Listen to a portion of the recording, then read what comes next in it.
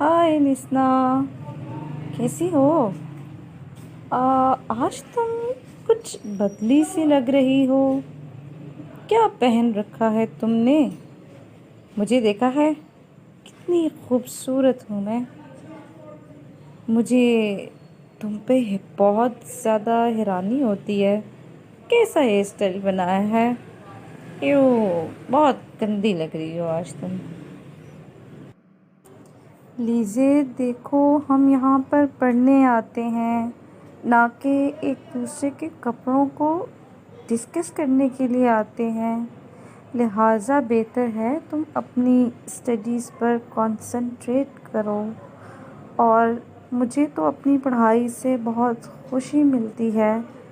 मुझे तो अपना हुलिया कभी भी बुरा नहीं लगता।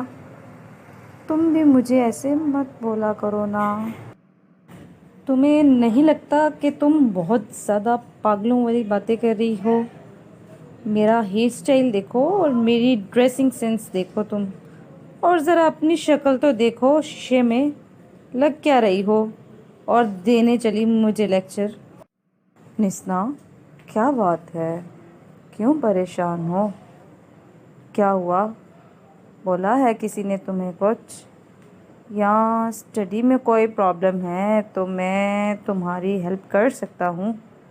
तुम मुझसे शेयर कर लो। वो अहमद, मुझे लीज़ी बहुत परेशान कर रही है। मुझे समझ नहीं आ रहा तुम्हें कैसे बताऊँ मैं। वो हर वक्त मेरे कपड़ों का मजाक उड़ाती है और मुझे बुरा भला बोलती है।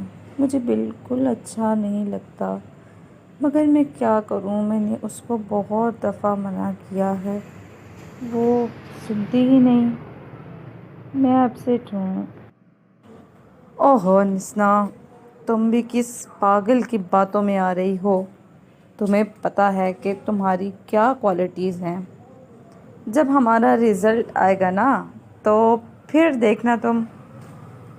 लीज़े की तो बैंड बज जाएगी। इसीलिए तुम सिर्फ अपनी पढ़ाई पे तवज्जो दो। हम यहाँ पे पढ़ने आते हैं, ना कि उसकी तरह फैशन करने। सो चिल करो तुम। अस्सलाम वालेकुम क्लास, हाउ आर यू बच्चों?